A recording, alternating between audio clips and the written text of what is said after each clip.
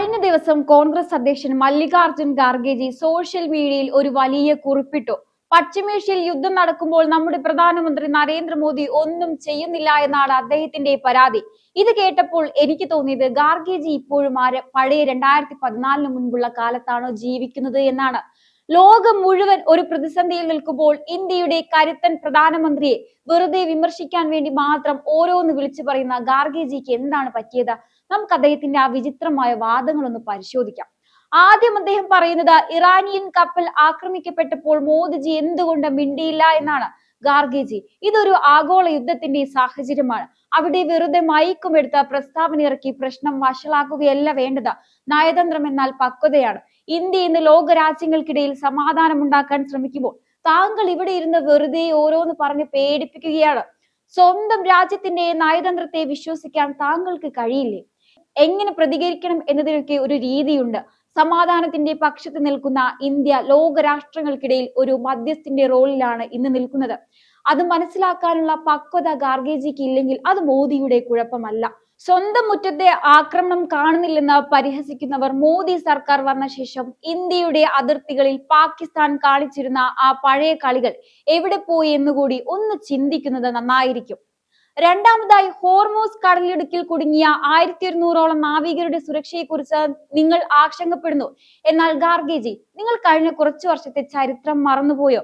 യുക്രൈനിലെ യുദ്ധഭൂമിയിൽ വെടിയുണ്ടകൾക്കിടയിലൂടെ നമ്മുടെ വിദ്യാർത്ഥികളെ തിരിച്ചെത്തിച്ച ഓപ്പറേഷൻ ഗംഗയും സുഡാനിലെ ആഭ്യന്തര കലാപത്തിനിടയിൽ നിന്ന് ജനങ്ങളെ രക്ഷിച്ച ഓപ്പറേഷൻ കാവേരിയും മോദി സർക്കാരിന്റെ ഇച്ഛാശക്തിയുടെ അടയാളങ്ങളാണ്. യമനിൽ യുദ്ധം നടന്നപ്പോൾ സൗദി അറേബ്യയോടും യുദ്ധം നിർത്താൻ ആവശ്യപ്പെട്ട ഇന്ത്യക്കാരെ രക്ഷിച്ച ചരിത്രമുണ്ട് ഈ സർക്കാരിന്. ഓരോ ഇന്ത്യക്കാരന്റെയും സുരക്ഷ മോദിയുടെ ഉറപ്പാണ്. അത് പ്രസംഗത്തിലല്ല, പ്രവൃത്തിയിലാണ് ലോകം കണ്ടത്. പശ്ചിമേഷ്യയിലെ 1 കോടിയിലധികം ഇന്ത്യക്കാർക്ക് ഇന്ന് ആത്മവിശ്വാസമുണ്ട്. തങ്ങളെ കാക്കാൻ ഡൽഹിയിൽ ഒരു കരുത്തനായ കാവൽക്കാരനുണ്ട്. ഹോർമൂസ് കടലിടുക്കിൽ 1200 നാവികർ കുടുങ്ങിക്കിടക്കുന്നു എന്ന് പറഞ്ഞ് ഖാർഗെ മുതലക്കണ്ണീർ ഒഴുക്കുകയാണ്. ഖാർഗെജി, നിങ്ങൾ ഇതൊക്കെ പറയുമ്പോൾ ജനങ്ങൾ ചിരിക്കുകയാണ്.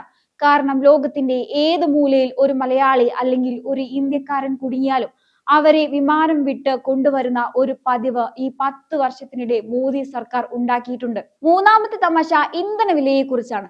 രാജ്യത്ത് വെറും 25 ദിവസത്തെ ഇന്ധനം മാത്രമേ ഉള്ളൂ എന്ന് പറഞ്ഞ് ഖാർഗെ നാട്ടുകാരെ പേടിപ്പിക്കുകയാണ്. 25 ദിവസമോ? ഖാർഗെജി, പണ്ട് നിങ്ങളുടെ കാലത്ത് പഞ്ചസാരയ്ക്കും മണ്ണെണ്ണയ്ക്കും ക്യൂ നിന്നതുപോലെ ഇന്നും ജനങ്ങൾ നിൽക്കുമെന്നാണോ നിങ്ങൾ വിചാരിക്കുന്നത്? റഷ്യയിൽ നിന്ന് എണ്ണ വാങ്ങരുത് എന്ന് ലോക രാജ്യങ്ങൾ ഭീഷണിപ്പെടുത്തിയിട്ടും എന്റെ നാട്ടിലെ ജനങ്ങൾക്ക് കുറഞ്ഞ വിലയ്ക്ക് എണ്ണ കൊടുക്കുമെന്ന് പറഞ്ഞ് നെഞ്ചുവിരിച്ചു നിന്ന മോദിയെ കുറിച്ചാണ് നിങ്ങൾ ഈ പറയുന്നത്. ലോകം മുഴുവൻ എണ്ണയ്ക്ക് തീവിലയാകുമ്പോഴും ഇന്ത്യയിൽ അത് പിടിച്ചു നിർത്തുന്നത് നയതന്ത്രത്തിന്റെ മിടുക്കാണ്. അതല്ലാതെ 25 ദിവസത്തെ സ്റ്റോക്ക് എന്ന് പറഞ്ഞ് വാട്സപ്പ് ഫോർവേഡ് മെസ്സേജ് പോലെ വിഡ്ഢിത്തം വിളിച്ചു പറയുകയല്ല വേണ്ടത്. അടുത്തതായി, ഇന്ത്യയുടെ വിദേശ നയം തകർന്നു പോലും. ഖാർഗെജി, വിദേശ നയം എന്ന് വെച്ചാൽ എന്താണെന്നറിയാമോ? പണ്ട് വിദേശത്ത് പോയി കൈകൂപ്പി നിന്നിരുന്ന ഒരു ഇന്ത്യ ഉണ്ടായിരുന്നു. ഇന്ന് ലോകത്തെ ഏത് പ്രശ്നമുണ്ടായാലും അമേരിക്കയും റഷ്യയും ആദ്യം വിളിക്കുന്നത് ഡൽഹിയിലേക്കാണ്. G20 ഉച്ചകോടി ഇന്ത്യയിൽ നടന്നപ്പോൾ ലോകം ഭാരതത്തിന് മുന്നിൽ വണങ്ങിയത് ഖാർഗെജി കണ്ടില്ലേ? അതോ അന്ന് ഉറക്കമായിരുന്നോ? ഭാരതത്തിന്റെ നയതന്ത്ര കരുത്ത ഇന്ന് ഹിമാലയത്തെക്കാൾ ഉയരത്തിലാണ്. അത് കാണാൻ പറ്റാത്തത് നിങ്ങളുടെ കണ്ണിലെ രാഷ്ട്രീയ തിമിരം കൊണ്ടാണ്. ഭാരതത്തിന്റെ വിദേശ നയം തകർന്നു എന്ന് പറയുന്നവർ കണ്ണു തുറന്ന് കാണണം. പഴയ കാലത്തെ പോലെ വിദേശ ശക്തികൾക്ക് മുന്നിൽ മുട്ടുമടക്കുന്ന കീഴടങ്ങൽ രാഷ്ട്രീയം ഭാരതം എന്നേ അവസാനിപ്പിച്ചു കഴിഞ്ഞു. ഇന്ന് ഭാരതം ലോകത്തിന് വഴി കാണിക്കുന്ന വിശ്വഗുരുവാണ്. ലോകത്തെ ഏത് വലിയ പ്രതിസന്ധിയിലും പരിഹാരത്തിനായി ലോക നേതാക്കൾ വിളിക്കുന്നത് ഭാരതത്തിന്റെ പ്രധാനമന്ത്രിയെയാണ്. ഖാർഗെജി, ഇത് 2014 മുൻപുള്ള ഇന്ത്യ അല്ല, ഇത് കരുത്തുള്ള ആത്മവിശ്വാസമുള്ള ഭാരതമാണ്. പശ്ചിമേഷ്യയിൽ ഇന്ത്യ നടത്തുന്ന സമാധാന ശ്രമങ്ങളെ ലോകം അംഗീകരിക്കുമ്പോൾ സ്വന്തം രാജ്യത്തെ പ്രധാനമന്ത്രിയെ പരിഹസിക്കുന്നത് ആർക്ക് വേണ്ടിയാണ്? രാജ്യത്തിന്റെ താല്പര്യങ്ങൾ ബലി കഴിക്കുന്നത് ഈ സർക്കാരല്ല, മറിച്ച് അടിസ്ഥാനരഹിതമായ ആരോപണങ്ങൾ ഉന്നയിക്കുന്ന പ്രതിപക്ഷമാണ്. യഥാർത്ഥത്തിൽ എന്താണ് സംഭവിക്കുന്നതെന്ന് പഠിക്കാതെയും മനസ്സിലാക്കാതെയും വെറും രാഷ്ട്രീയത്തിന് വേണ്ടി ഇത്തരം കുറിപ്പുകൾ എഴുതുന്നത് ഖാർഗെയെ പോലൊരു മുതിർന്ന നേതാവിന് ചേർന്നതല്ല. മോദി സർക്കാർ ചെയ്യുന്നത് നിങ്ങൾ കാണുന്നില്ലെങ്കിൽ അത് നിങ്ങളുടെ കുഴപ്പമാണ്. ലോകം അത് കാണുന്നുണ്ട്. ഭാരതം ഇന്ന് സുരക്ഷിതമായ കൈകളിലാണ്. ഖാർഗെജി, AC മുറിയിലിരുന്ന് എക്സിലും ഫേസ്ബുക്കിലും പ്രസ്താവനകൾ അടിച്ചുവിടാൻ ആർക്കും സാധിക്കും. അതിന് വലിയ ബുദ്ധിയൊന്നും വേണ്ട.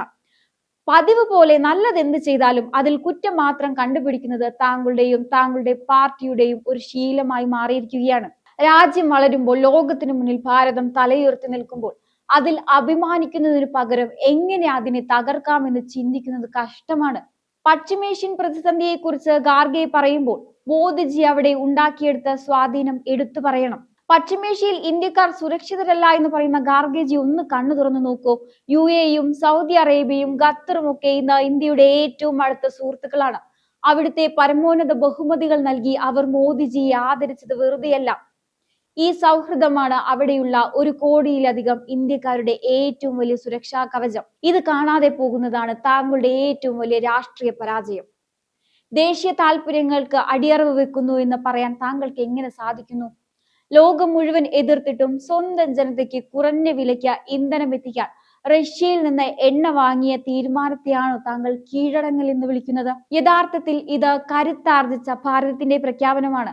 ഞങ്ങൾ ആരുടെയും മുന്നിൽ മുട്ടുമടക്കില്ല എന്ന നയം താങ്കൾക്ക് ദഹിക്കാത്തത് പഴയ ആ കീഴടങ്ങൽ ശീലം ഉള്ളതുകൊണ്ടാണ്. അവസാനമായി ഖാർഗെജിയോടും അദ്ദേഹത്തിന്റെ ഈ ആശങ്കാക്കുറിപ്പ് ഏറ്റുപിടിക്കുന്നവരോടും എനിക്കൊന്നേ പറയാനുള്ളൂ. ഭാരതത്തിന്റെ വിദേശ നയത്തെക്കുറിച്ചും പ്രതിരോധത്തെക്കുറിച്ചും സംസാരിക്കാൻ വരുമ്പോൾ കുറച്ചെങ്കിലും ഗൃഹപാഠം ചെയ്യുന്നത് നല്ലതാണ്. പഴയ കാലത്തെ പോലെ വിദേശ രാജ്യങ്ങളുടെ സമ്മർദ്ദത്തിന് വഴങ്ങി സ്വന്തം ജനതയുടെ താല്പര്യങ്ങൾ അടിയറവ് വെക്കുന്ന ഒരു കീഴടങ്ങൽ സർക്കാർ അല്ല ഇന്ന് ഡൽഹിയിലുള്ളത്. ഖാർഗെജി ചോദിക്കുന്നത് ഇന്ത്യയുടെ തന്ത്രപരമായ താല്പര്യങ്ങൾ എവിടെ പോയി എന്നാണ്. ഖാർഗെജി, അവ എവിടെയും പോയിട്ടില്ല. അവ എന്നത്തേക്കാളും സുരക്ഷിതമായ കൈകളിലാണ്. ലോകം മുഴുവൻ ഒരു അഗ്നിപർവ്വതത്തിന് മുകളിൽ എന്ന പോലെ പുകയുമ്പോൾ, ഇസ്രായേലും ഇറാനും തമ്മിൽ പോരുമുറുകുമ്പോൾ ലോകരാജ്യങ്ങൾ ഒന്നടങ്കം നോക്കുന്നത് ഭാരതത്തിലേക്കാണ്. റഷ്യൻ പ്രസിഡന്റിനോടും യുക്രൈൻ പ്രസിഡന്റിനോടും ഒരേപോലെ സംസാരിക്കാൻ കഴിയുന്ന, ഇസ്രായേലിനോടും അറബ് രാഷ്ട്രങ്ങളോടും ഒരേപോലെ സൗഹൃദം പുലർത്താൻ കഴിയുന്ന ഒരേ ഒരു നേതാവ് ഇന്ന് നരേന്ദ്രമോദിയാണ്. ഇതിനെയാണ് യഥാർത്ഥ നയതന്ത്രം എന്ന് വിളിക്കുന്നത്. അല്ലാതെ ഒരു അപകടം നടക്കുമ്പോൾ തന്നെ വികാരപരമായി പ്രതികരിച്ച പ്രശ്നങ്ങൾ വഷളാക്കുന്നതല്ല ഒരു ഉത്തരവാദിത്തപ്പെട്ട ഭരണാധികാരിയുടെ രീതി. ഇറാനിയൻ കപ്പലിന്റെ കാര്യത്തിലായാലും നാവികരുടെ കാര്യത്തിലായാലും ഭാരതം സ്വീകരിക്കുന്ന പക്വതയായ നിലപാട് ലോകം കാണുന്നുണ്ട്. അത് താങ്കൾക്ക് മനസ്സിലാകുന്നില്ലെങ്കിൽ അത് താങ്കളുടെ രാഷ്ട്രീയ അന്ധത മാത്രമാണ്. പശ്ചിമേഷ്യയിൽ കുടുങ്ങിയ ഇന്ത്യക്കാരുടെ സുരക്ഷയെക്കുറിച്ച് താങ്കൾക്ക് പെട്ടെന്നുണ്ടായ ഈ ആകുലത കണ്ട് ചിരിക്കാനേ വകയുള്ളൂ. കാരണം മോദി സർക്കാർ അധികാരത്തിൽ വന്ന ശേഷം നടന്ന ഓരോ ഒഴിപ്പിക്കൽ ദൗത്യങ്ങളും ലോകത്തിന് തന്നെ മാതൃകയാണ്. ആയിരക്കണക്കിന് കിലോമീറ്ററുകൾക്കപ്പുറം യുദ്ധഭൂമിയിൽ കുടുങ്ങിയ ഓരോ ഇന്ത്യക്കാരനെയും അവന്റെ മതമോ ജാതിയോ നോക്കാതെ ത്രിവർണ പതാകയുടെ തണലിൽ സുരക്ഷിതമായി നാട്ടിലെത്തിച്ച ചരിത്രം ഖാർഗെജി മറന്നുപോയോ? യുക്രൈനിൽ നിന്ന് കുട്ടികൾ മടങ്ങി വന്നപ്പോൾ ലോകം അത്ഭുതപ്പെട്ടത് ഭാരതത്തിന്റെ നയതന്ത്ര സ്വാധീനം കണ്ടിട്ടാണ്. ആ കാര്യത്തിൽ ഇന്നും ഓരോ പ്രവാസിക്കും വിശ്വാസമുണ്ട്. ഹോർമൂസ് കടലിടുക്കിലായാലും ലോകത്തിന്റെ ഏത് കോണിലായാലും ഒരു ഇന്ത്യക്കാരൻ അപകടത്തിലാണെങ്കിൽ അവനെ കാക്കാൻ ഇവിടെ കരുത്തനായ കാവൽക്കാരനുണ്ട്. ഇന്ധന പ്രതിസന്ധിയെക്കുറിച്ച് താങ്കൾ നടത്തുന്ന ആ പ്രചരണം വെറും ഭീതി പരത്താൻ വേണ്ടിയുള്ളതാണ്. വൻ ശക്തികളുടെ ഭീഷണിയെ പുല്ലുപോലെ തള്ളിക്കളഞ്ഞ് രാജ്യനന്മയ്ക്ക് മുൻഗണന നൽകിയ മോദിയുടെ ആ മാസ് എൻട്രി ലോകം കൈയടിച്ചാണ് സ്വീകരിച്ചത്. വെറും 25 ദിവസത്തെ സ്റ്റോക്ക് എന്ന് പറഞ്ഞ് ജനങ്ങളെ പരിഭ്രാന്തിയിലാക്കുന്ന താങ്കൾ സത്യത്തിൽ ആരെയാണ് സഹായിക്കുന്നത്? ഖാർഗെജി, ഒരു കാര്യം ഉറപ്പിച്ചു പറയാം, ഇത് 2014 മുൻപുള്ള പഴയ ഇന്ത്യ അല്ല, ഇത് ന്യൂ ഇന്ത്യയാണ്. ഇവിടെ വിദേശ നയം തീരുമാനിക്കുന്നത് വിദേശ രാജ്യങ്ങളല്ല, മറിച്ച് 140 കോടി ജനങ്ങളുടെ താല്പര്യങ്ങളാണ്. ലോകത്തിന് മുന്നിൽ കൈകൂപ്പി നിന്നിരുന്ന ഭാരതത്തെ മാറ്റി ലോകത്തെ നയിക്കുന്ന ഭാരതമാക്കി മാറ്റിയത് ഈ സർക്കാരാണ്. അതുകൊണ്ട് ഖാർഗെജി, രാഷ്ട്രീയ ലാഭത്തിന് വേണ്ടി രാജ്യത്തെ അപമാനിക്കുന്ന ഇത്തരം പ്രസ്താവനകൾ അവസാനിപ്പിക്കുക. ജനങ്ങൾ എല്ലാം കാണുന്നുണ്ട്, അവർക്ക് സത്യം എന്താണെന്ന് ബോധ്യവുമുണ്ട്. ഭാരതം സുരക്ഷിതമാണ്. എന്തായാലും ഈ ഒരു വിഷയത്തെക്കുറിച്ചുള്ള നിങ്ങളുടെ അഭിപ്രായങ്ങൾ കമന്റ് ബോക്സിൽ രേഖപ്പെടുത്തുക. മറ്റൊരു വിഷയവുമായി വീണ്ടും കാണാം. നന്ദി.